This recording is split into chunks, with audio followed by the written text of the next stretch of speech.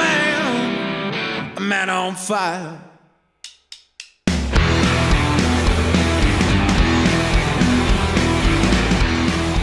Some of us will get motivated, some of us won't get motivated. The bills will be written, they'll be watered down, they'll fail, the NRA will smother it all with money, and over time we'll get distracted, we'll move on to the next thing, and then it will happen again and again. Don't let me run into the wicked night. I'll be gone by the morning light. President Trump is visiting Las Vegas on Wednesday. He spoke this morning. He said he's praying for those who lost their lives. You know, in February, he also signed a bill that made it easier for people with severe mental illness to buy guns legally. The Senate Majority Leader, Mitch McConnell, the Speaker of the House, Paul Ryan, a number of other lawmakers who won't do anything about this because the NRA has their balls in a money clip, also sent their thoughts and their prayers today, which is good. They should be praying. They should be praying for God to forgive them for letting the gun lobby run this country. So, with all due respect, your thoughts and your prayers are insufficient. You wanted more of me still. You're ruthless, stone cold. I gave every inch of my soul. Well, I'm a man on fire. Watch me burn to this heart on desire. Well, I'm a man on fire. Yes, I'm a man on fire.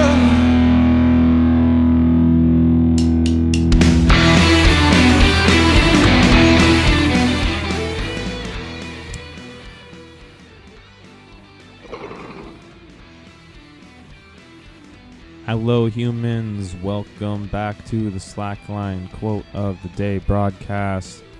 You are here with the boss. The boss is coming! That's a made-up dumb fairy tale name, you And we are chatting quotes from around the web, around the world, keeping some up-to-date things sometimes. It is February 15th, 2018. Throwback Thursday. Yesterday was Valentine's Day. I hope everybody took a listen to the Slackline from yesterday and maybe heard a suggestion of a movie that they went to bed all nice and happy with. If you did, thank you for listening. Really appreciate it. Shout out to Emily, Jerry, and if you are not those two people and regularly listen, give me a shout out and I'll give you a shout out because I like to give a shout out to anybody that I know is actually listening. So, we are coming at you today. Jerry in the booth. He brought us our sponsor, bringing us our quote today. Their sponsor is Tangible Prayer, a one-off prayer that will actually come true. Tangible Prayer. I'm not sure how they are working that, but sounds interesting. I will definitely check it out. And it goes along with our quote today. Quote of the day, I think, might be quote of the decade, actually, when all things are considered, looking back on this period of time, uttered by multiple people.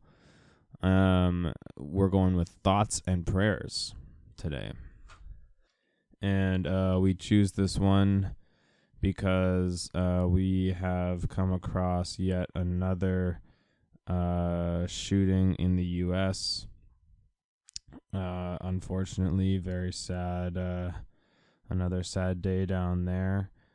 Unfortunately, in Florida again, at a high school, apparently this time. Parkland, Florida, at least 20 injured.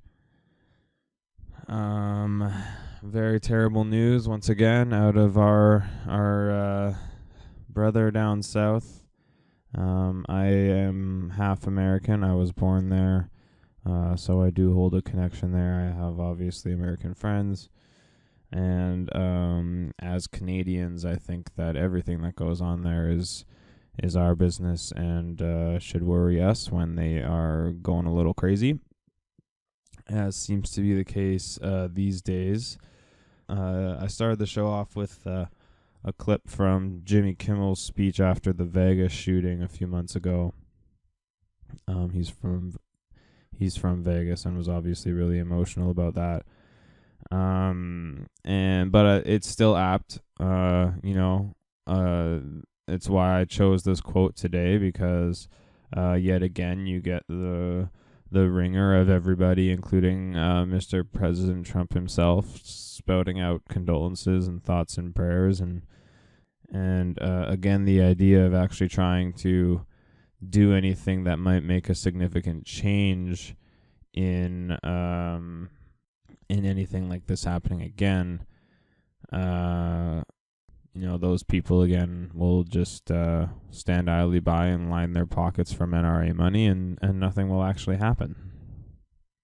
And it's really sad to see. It's sad to feel apathetic about the death of dozens of people, dozens of innocent people, dozens of students and teachers, people just going about their day. And once again, it'll get swept under the rug as kind of a non-issue after everybody sends out their condolences and talks to a few families and takes a few pictures or whatever the case is, and no meaningful change will actually happen. There's always some popular sort of rhetoric that gets spouted out during these types of times. I'm not sure what. It sounds like it was another AR-15 that was being used during the shooting. And for those who don't know, the AR-15 is kind of the hot button issue gun, where people. It looks like an assault rifle. It looks like something that you would use in Call of Duty or something. But because it's not an automatic weapon, i.e. you have to pull the trigger each time you fire, it's not classified as an automatic weapon. Although there are modifications that are made that's called, I think it's called a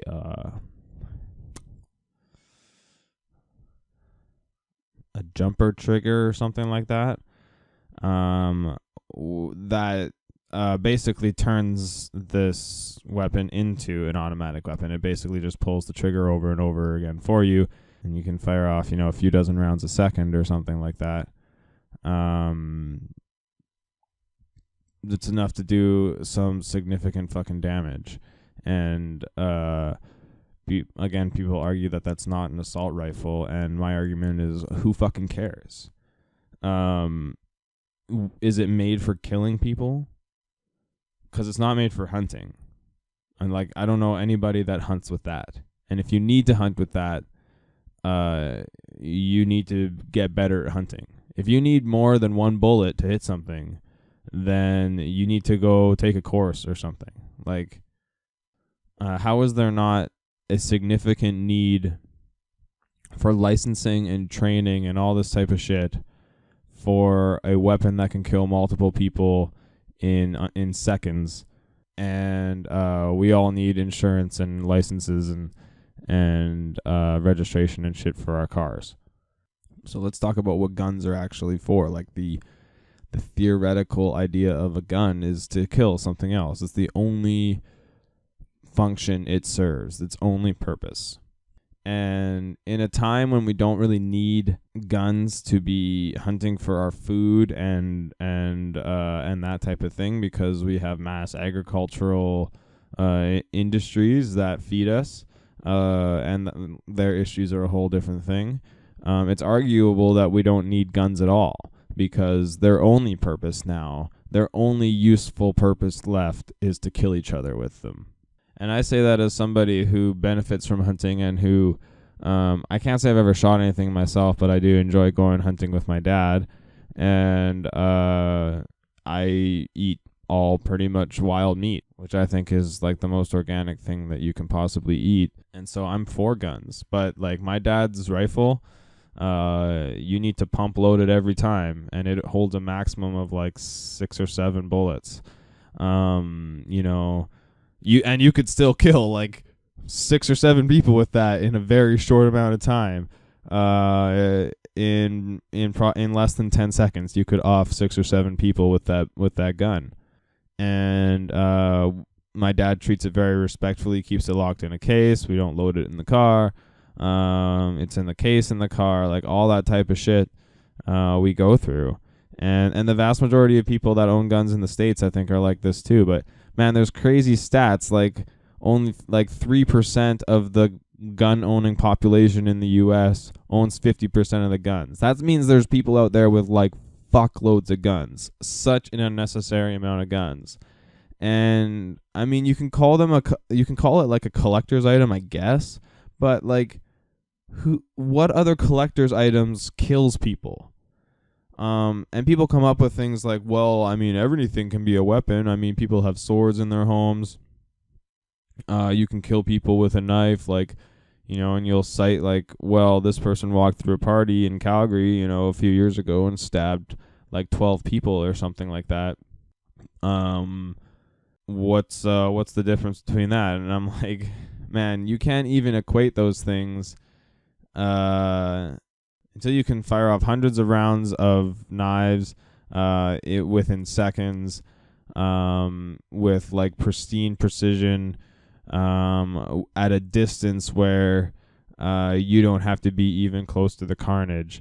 It's a non-starter. The only way a knife can do equal damage as a gun in the same amount of time is if there's a finite number of people to kill. Like 8 people locked in a room could all be killed with either a knife or a gun.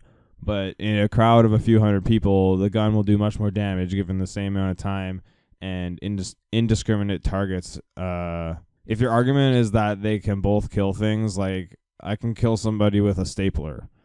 If you hit somebody hard enough enough times and in the right place, you can kill somebody with anything. The speed, efficiency, distance, emotional fortitude it takes to kill somebody with a gun or like a projectile, like a missile or something, is completely unmatched by any handheld object. Like, it's not even fucking close. So yeah, again, it's a non-starter. I got really interested in this type of thought, and so I looked up the stats for assaults with other objects and versus assaults with firearms. And as I went through it, none of it really surprised me. So deaths by assault per 100,000 people across, developed nations is all pretty stable under 2 until you get to the U.S., which is over 5. So it's crushing it there. And again, like as you go through everybody else, you can see plainly this graph is broken down by assault by other means, assault by sharp object, or assault by firearm. And every country's kind of floats with about 1/3 devoted to each. Almost 2/3 of homicides in the U.S. were committed by firearms. And that actually sounds pretty reasonable until you look at other comparable countries where only like 2 other countries have firearm death rates above 50%, which is Greece and Italy. Portugal and France might be kind of close as well. It's tough to tell.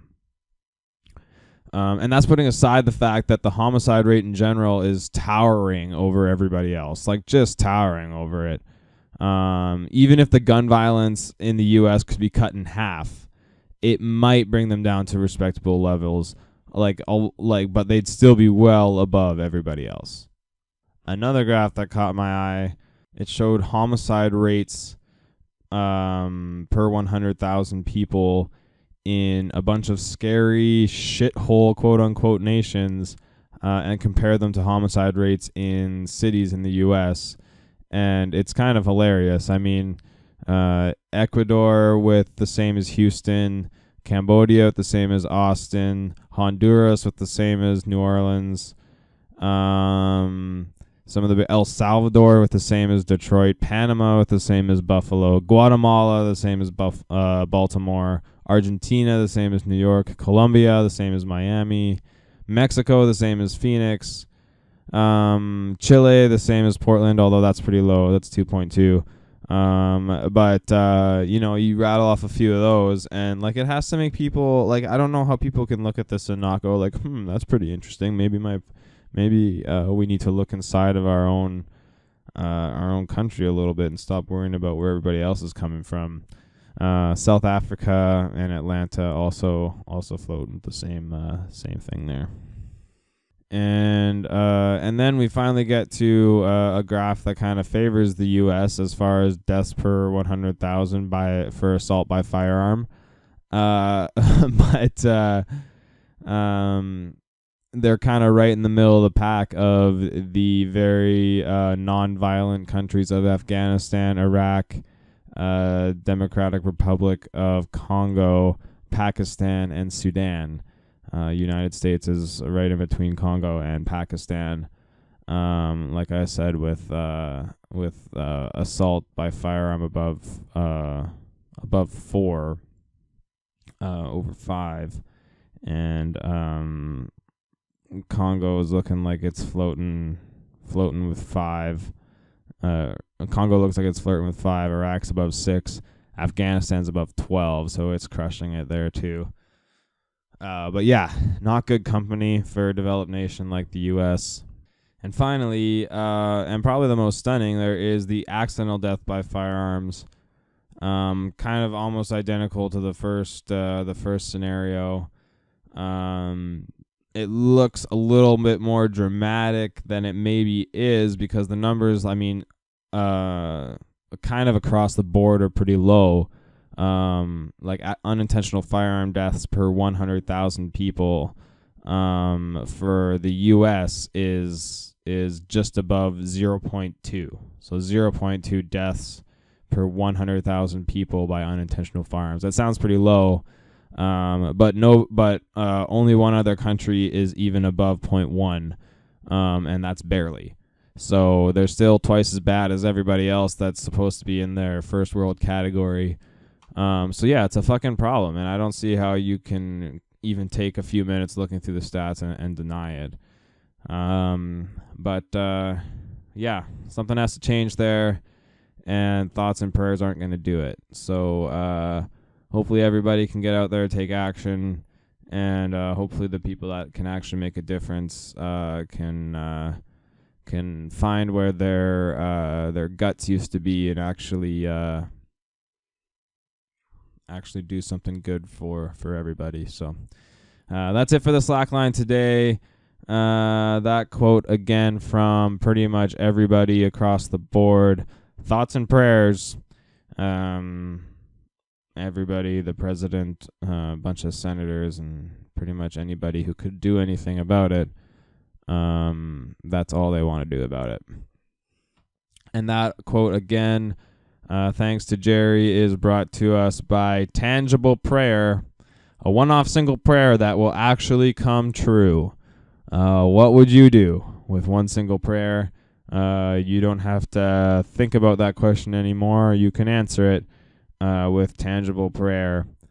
Thanks again to Crooked Spies for providing their tunes for us today. Thanks again to Aksel Boss, who also provided one of his songs. Don't forget to follow the Slackline on Instagram at the.slack.line, on Twitter at slackline_radio, on YouTube and iTunes at the Slackline podcast.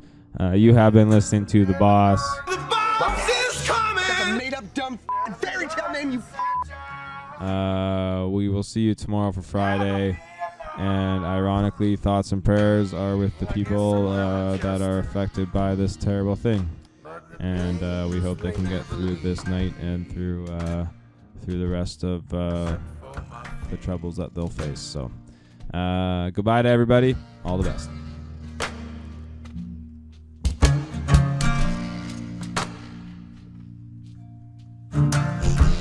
I keep my arms in my suitcases and my shoulders halfway down in the ground.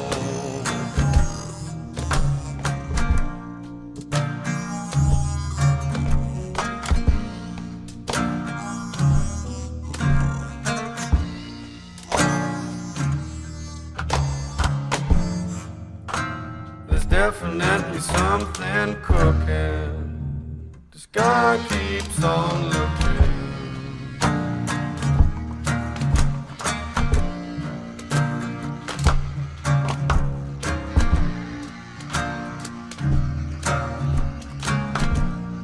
I hear people shouting your name.